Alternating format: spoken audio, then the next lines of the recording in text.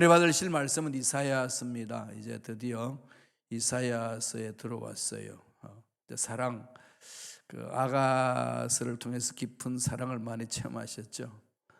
이제 그 사랑과 함께 하나님이 주시는 그 계시, 그걸 좀 깊이 묵상하고 해야 될 일들을 찾는 그런 시간 되기를 바랍니다. 우리 이사야 1장 1절에서 9절까지 말씀 다 같이 한 목소리로 천천히 합독하겠습니다. 유다 왕 우시야와 요담과 아하스와 히스기야 시대에 아모스의 아들 이사야가 유다와 예루살렘에 관하여 본 계시라. 하늘이여 들으라, 땅이여 귀를 기울이라. 야훼께서 말씀하시기를 내가 자식을 양육하였거늘 그들이 나를 거역하였도다. 소는 그 임자도 알고 나귀는 그 주인의 구유를 알건만은 이스라엘은 알지 못하고 나의 백성은 깨닫지 못하는도다 하셨도다. 슬프다 범죄한 나라요, 허물진 백성이요, 행악의 종자요, 행위와 부패한 자식이로다. 그들이 야훼를 버리며 이스라엘의 거룩하신 이를 만놀히 여겨 멀리하고 물러갔도다. 너희가 어찌하여 매를 더 맞으려고 패역을 거듭하느냐. 온 머리는 병들었고 온 마음은 피곤하였으며 발바닥에서 머리까지 성한 곳이 없이 상한 것과 터진 것과 새로 맞은 흔적뿐이거늘 그것을 짜며 싸매며 기름으로 부드럽게 함을 받지 못하였도다. 너희의 땅은 황폐하였고 너희의 성읍들은 불에 탔고 너희의 토지는 너희 목전에서 이방인에게 삼켜졌으며 이방인에게 파괴됨 같이 황폐하였고 딸 시온은 포도원의 망대같이 참외밭의 원두막같이 애워싸인 성읍같이 겨우 남았도다. 만군의 야훼께서 우리를 위하여 생존자를 조금 남겨두지 아니하셨다면 우리가 소돔 같고 고모라 같으리로다. 아멘. 이 말씀으로 이사야가 받은 계시라는 제목으로 연의 말씀을 나누겠습니다. 그 이사야, 이 말은 야훼의 구원, 야훼는 구원자이시다 이런 뜻을 가지고 있는 거죠. BC 740년 전부터 690년까지, 예수님 탄생하기 전 740년부터 690년 전까지 예루살렘 중심으로 활동한 선지자입니다. 남북이 나눠졌잖아요. 남북이 나눠지고 그 중에서 이사야는 남쪽 예루살렘 중심, 거기에서 선지자 사명을 감당을 했습니다. 유다가 어떤 죄악으로 말미암아서 심판을 받을 것인지를 예언했고 또 그와 함께 야훼의 종을 통하여서 남왕국 유다가 구원을 받게 된다는 사실도 예언을 했습니다. 잘못된 것에 대해서 귀한 심판이 있다는 것을 말씀하셨을 뿐만 아니라 하나님께서 때가 되면은 다시금 살려주신다는 그 은혜의 말씀도 허락해 주셨습니다. 그리고 이 구약 시대의 야훼의 종 메시아 사상, 그것을 가장 많이 예언한 선지자가 바로 이사야입니다. 예수님이 오실 거라는 것, 메시아로서 이 땅에 오실 것을 예언하신 말씀 중에, 하나님 주신 말씀 중에 이사야가 정말로 많이 강조를 했습니다. 전체 성경 구조에 그런 것들이 많이 들어있고 내용이 많이 포함되어 있습니다. 이사야는 총 66장으로 되어 있죠. 성경이 몇 권이죠? 66권. 구약은 39권, 신약은 27권. 그런데 이사야가 꼭 성경의 구조처럼 그렇게 되어 있어요. 39장까지는 심판에 대해서 막 말씀하시고 40장에서 66장, 27장은 회복에 대해서 얘기를 합니다. 그래서 학자들이 왜 이렇게 한 이사야가 예언을 받았는데 이렇게 사상이 다를까? 그래서 제1 이사야, 제2 이사야 이렇게 구분합니다. 더 세분해서 또 제3 이사야 이렇게 해서 주석책이 나오기도 합니다. 뭐 그것까지 여러분들이 다 알아야 될 필요는 없고요. 이미 이사야서를 통해서 하나님 우리에게 주신 메시지가 있습니다. 다만 그게 전반부에는 심판이고 후반부에는 회복이다. 그렇게 아시면 되겠습니다. 꼭 구조가 성경 66권 구조하고 딱 맞게끔 그렇게 만들어져 있습니다. 한마디로 말해서 중심 메시지는 남한국 유다가 죄악으로 말미암아서 심판을 받는다. 그런데 그걸 끝나는 건 아니다. 회복되는 날이 있다. 이걸 지금 말씀하고 있습니다. 이런 것을 하나님이 이제 보여주신 거죠. 이사야는 이 왕궁에서 생활했어요. 그러니까 왕족입니다. 왕은 우시야, 요담, 아하스, 히스기야 네 분의 왕을 모시며 살았어요. 그러니까 이 오늘날로 말하면은 이 정부가 네 번이나 바뀌는 중에도 국권이 있어서 그 말씀을 전했던 얘기입니다. 한 50년 정도 예언자의 삶을 살았다 이렇게 볼 수 있습니다. 이 이사야 예언서를 통해서 참 오늘날 우리들은 어떻게 살아야 될 것인지, 오늘날 우리들의 앞날은 어떻게 될 것인지, 오늘날 우리들은 무엇을 준비하며 살아야 될 것인지를 정확하게 말씀하고 있습니다.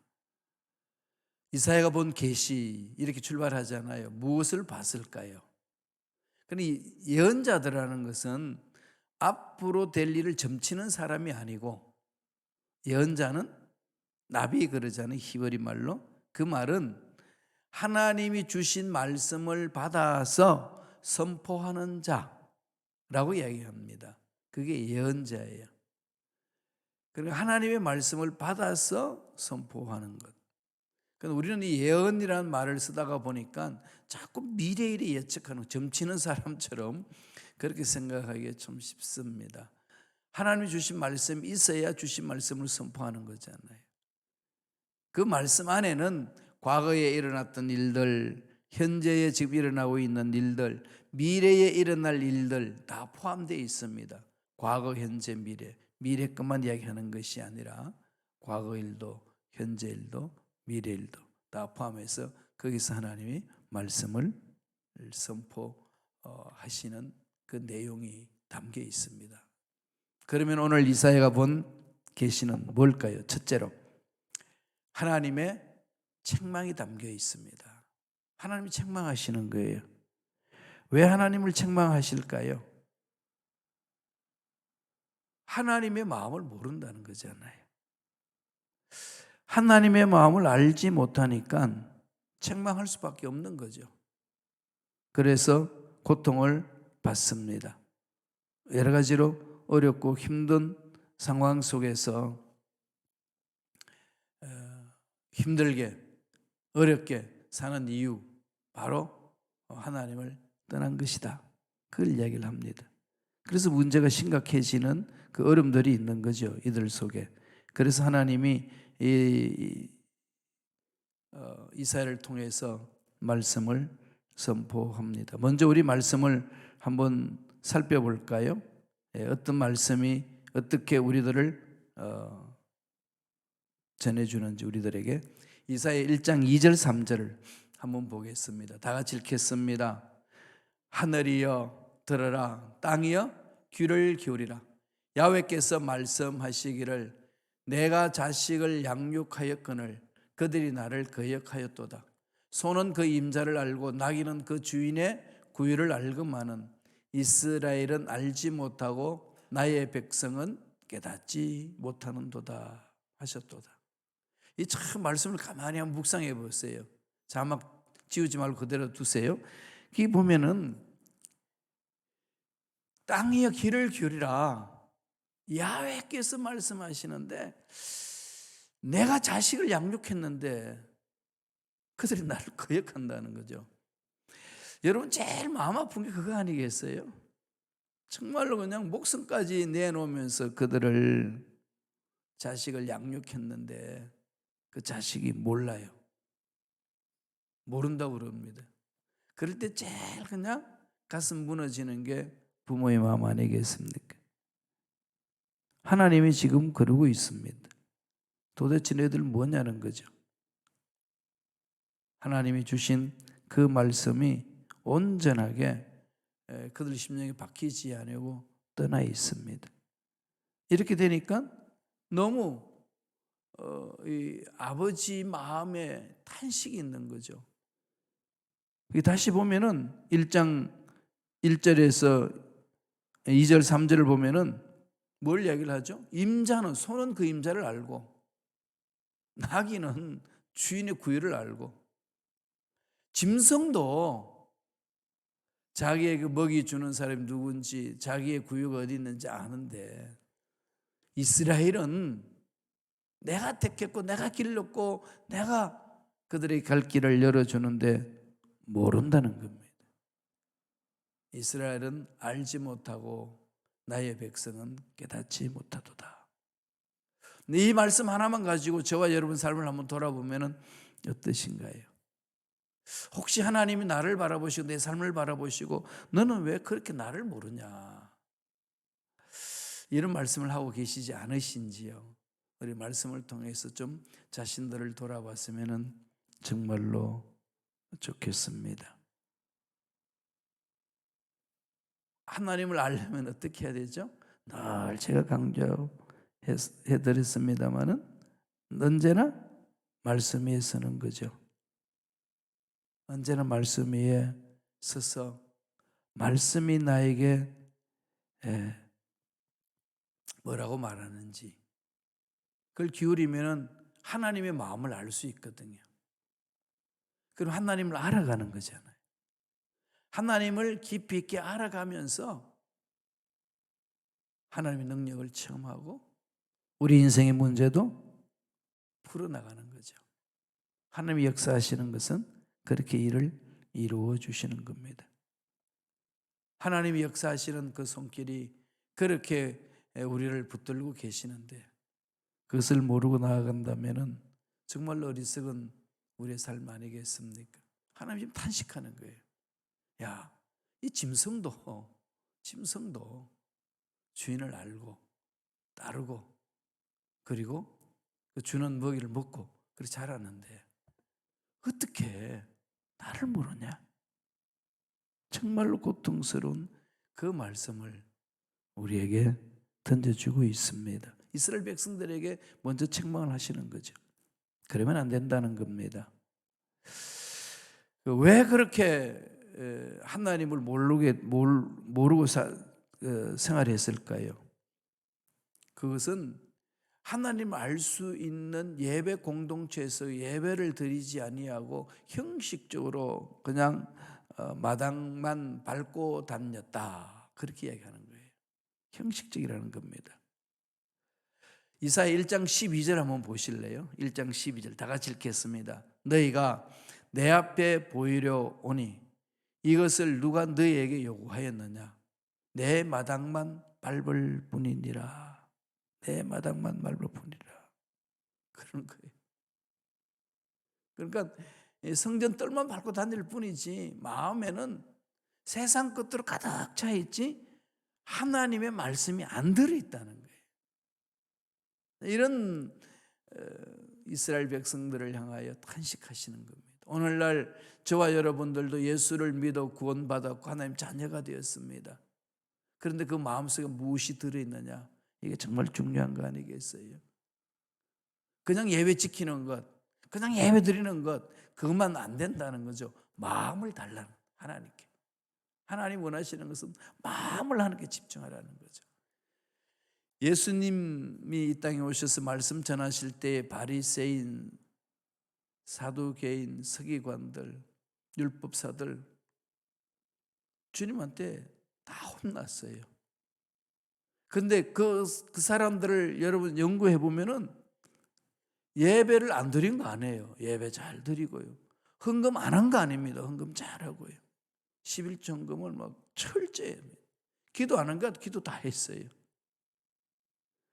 우리 신앙생활의 중요한 요소, 예배드리고 기도하고 말씀 붙들고 살고 그다음에 하나님 앞에 예물 드리고, 이 네 가지 바리새인들은 철저히 했습니다. 그런데 왜 책망을 받을까요?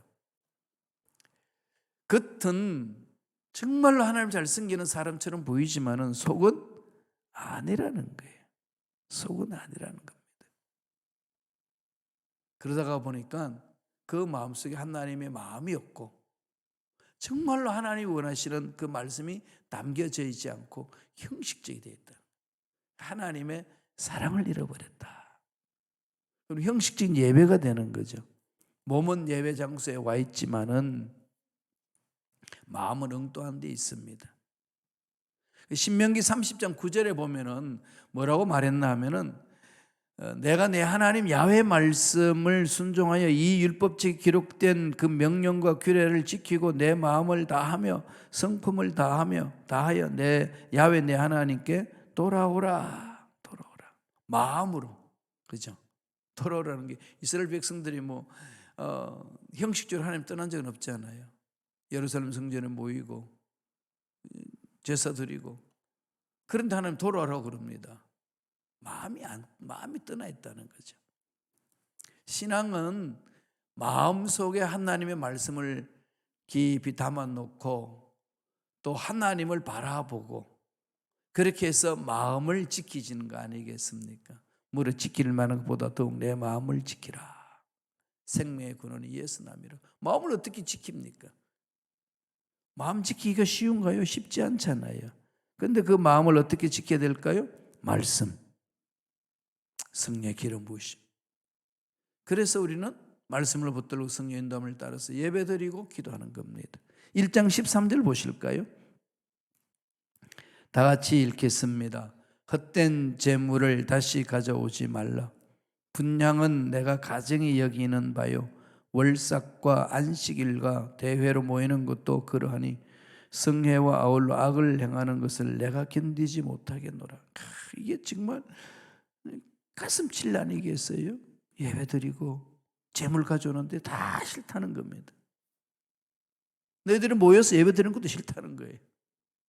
악을 행하면서 악은 버리지 아니하고 그렇게 미워하고 서로 싸우고 그러면서 또 예배 드린다고 예배 드리냐? 나 그 예배 못 받겠다. 이걸 돌이키라는 겁니다. 이사야서 1장 10절에 보면 너희 소돔에 관원들아 야훼 말씀을 들을지어다. 너희 고모라의 백성아 우리 하나님의 법에 귀를 기울일지어다. 소돔과 고모라는 부패와 타락의 상징이 아니겠습니까? 그래서 이들은 부패했기 때문에 심판받은 거거든요. 하나님의 말씀을 떠나 있으니까 부패할 수밖에 없다는 거예요. 더 나아가서 하나님이 그 예배를 안 받으시겠다 말씀하신 것은 1장 15절에 있어요. 읽어보실까요? 다 같이. 너희가 손을 펼 때에 내가 내 눈을 너희에게서 가리고 너희가 많이 기도할지라도 내가 듣지 아니하리니 이는 너희의 손에 피가 가득하였습니다. 이건 절망이죠. 기도해도 안 들으시겠다고 그러고 예배 드려도 안 받으시겠다고 그러고 재물을 가져와도 다 거절하시겠다는 겁니다. 이유는 뭘까요? 이 마음속에 죄악이 가득하고 손에 피를 묻히고 있는데 그러한 예배를 내가 어떻게 받을 수 있고 재물을 받을 수 있느냐? 이 말씀입니다. 이 이사야 시대 때에 타락한 이스라엘 백성들을 향하여서 하나님이 하시는 말씀, 책망의 말씀이에요. 이건 오늘날 이 시대에도 마음속 깊이 새겨야 될 말씀이죠. 자신들을 돌아봐야 됩니다. 하나님을 사랑한다는 것은 하나님의 형상을 입은 사람을 사랑한다는 겁니다. 같이 말씀하고 있어요. 그죠? 성경에는 늘 그렇습니다. 눈에 보이는 형제를 사랑하지 못하는데 어떻게 눈에 보이지 않는 하나님을 사랑한다는 말이냐? 이게 그냥 단도직입적으로 그냥 차고 들어오잖아요. 뻥뻥 치죠. 우리는 너무나도 이렇게 말씀 위에 서지 않으니까 내 생각대로 신앙하려고 하는 게 많습니다. 눈에 보이진 하나님을 사랑한다는 말은 하나님의 형상을 입은 눈에 보이는 형제를 사랑하는 것이다. 이건 깊이 우리가 마음판에 새겨야 될 말씀입니다. 그렇게 심판을 하면서 마음을 돌이키라는 거죠. 그리고 두 번째로는 주시는 메시지가 뭘까요? 회복의 길을 말씀하고 있어요. 하나님의 나라는 회개하면 다 길이 있습니다. 하나님의 나라는 회개하는 자에게 멸망이 없습니다. 반드시 앞길이 열린다고 말씀해 주시는 거예요. 1장 16절 보실까요? 이사야 1장 16절 다 같이 읽겠습니다. 너희는 스스로 씻으며 스스로 깨끗하게 하여 내 목전에서 너희 악한 행실을 버리며 행악을 그치고, 이거잖아요. 스스로 씻고 스스로 깨끗하게 하고 내 목전에서 악한 행실을 버리고 행악을 그치고. 여기서 악한 행실이라는 것은 어디에 있나요? 말씀을 떠나 있는 상태를 말씀하거든요. 그러나 말씀 안으로 들어와라. 말씀을 마음판에 새겨라. 그리고 그 명령에 순종하라. 그러면은 악은 떠나간다. 말씀에 순종하면 악은 물러가잖아요. 지금 이 겨울에 나뭇가지들은 앙상하잖아요. 그냥 막 찌꺼기들 두둑두둑 붙어 있는데, 그런데 저 찌꺼기 누가 때립니까? 봄이 되면은 생명의 기운이 나무를 뿌리에서 올라와서 그 가지로 막 펼칩니다. 그러면은 그 생명이 움트는 그곳에 찌꺼기들을 다 밀어내는 거죠. 그래서 아주 그냥 멋진 모습으로, 아름다운 모습으로 변신하잖아요. 이게 하나님의 생명을 가진 자의 삶입니다. 인간의 힘으로는 불가능하지요. 성령의 능력이 내 마음을 사로잡고 성령의 주시는 그 은혜로 나의 지저분했던 것, 나의 잘못된 것, 찌꺼기들 다 밀어내는 겁니다. 그래서 올바로 살아가는 거죠. 그렇게 할 수 있는 길은 하나님이 주시기를 말씀 안에 거하라, 성령을 사모하라, 이거예요. 그래서 종교개혁자들이 두 단어를 가지고 몸부림쳤습니다. 한 손은 말씀이고 한 손은 성령이에요. 말씀과 성령, 이 두 기둥을 가지고 세우는 겁니다. 우리 신앙도 그렇게 나가고 우리 교회 공동체도 그렇게 나아가는 거죠. 여기 우리 목숨 걸고 달려가는 거 아니겠어요? 힘든 일이 있고 어려운 일이 있고 모함받는 일이 있고 오해받는 일이 있고 고통스러운 일이 있단다 할지라도 하나님은 다 알고 계십니다. 하나님이 해결해 주실 줄로 믿습니다. 이 믿음으로서 봐며 말씀 붙들고 성령 인도를 보고 사는 겁니다. 이게 신앙생활이죠. 그 속에 기적이 있습니다. 이사야서 1장 17절 보실까요? 뭐라고 말씀합니까? 선행을 배우며 정의를 구하며 학대받는 자를 도와주며 고아를 위하여 신원하며 과부를 위하여 변호하라 하셨느니라. 선행을 배우라는 거죠. 이 선행은 그냥 안 된다는 거 아니겠어요? 배우라. 바울도 그러죠. 자족함을 내가 배웠다. 그냥 자족함이 아닌다는 거죠. 왜? 인간 탐욕이 있고 탐심이 있기 때문에 이건 말씀으로 성령으로 다스리지 않고서는 자족함을 가질 수 없다는 거죠. 그래서 저와 여러분들은 늘 날마다 약속의 말씀을 붙들고 자족함을 배우고 선행을 배우는 겁니다. 배워야 한다는 거죠. 그럼 결국은 말씀을 가지고 씨름을 해야 됩니다. 그래야 온전히 하나님이 기뻐하시는 멋진 삶을 살아낼 수가 있습니다. 지금 교회 공동체에 필요한 게 뭐겠어요? 하나님의 말씀이 살아 움직이는 거죠. 성령의 기름 부으심이 필요한 거 아니겠습니까?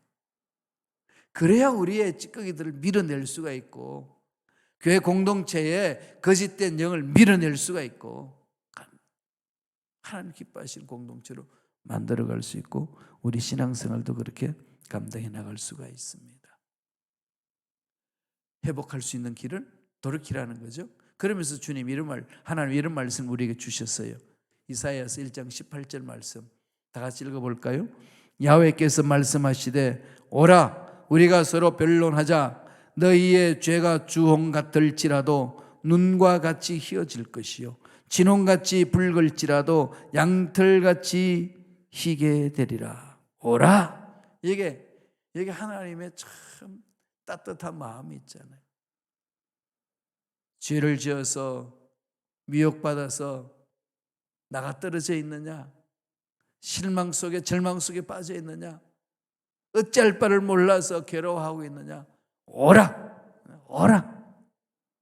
내가 믿음으로 찾아오는 너희를 내가 품어주리라. 하나님이 주시는 메시지입니다. 우리는 길이 있어요. 아무리 힘들고 어려운 상황이 주어져도 언제나 길이 있습니다.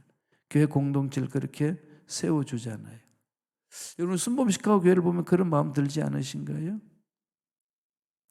부족한 제가 담임 목사로 여러분을 섬긴다고 몸부림치는데 참 어려운 일도 많았고 힘든 일도 많았지만은 하나님이 여기까지 이끌어 오셨잖아요.